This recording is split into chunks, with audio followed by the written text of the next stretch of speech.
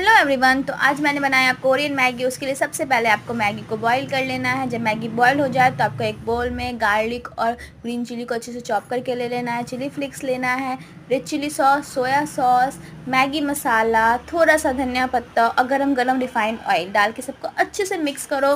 Then उसके बाद आप उसमें ऐड करो बॉयल मैगी, उन सबको साथ में अच्छे से मिक्स करो और ये हमारा कोरियन मैगी बनकर रेडी है। आप इसे सबको ज़रूर ट्राई करना और मेरे चैनल को सब्सक्राइब कर देना। थैंक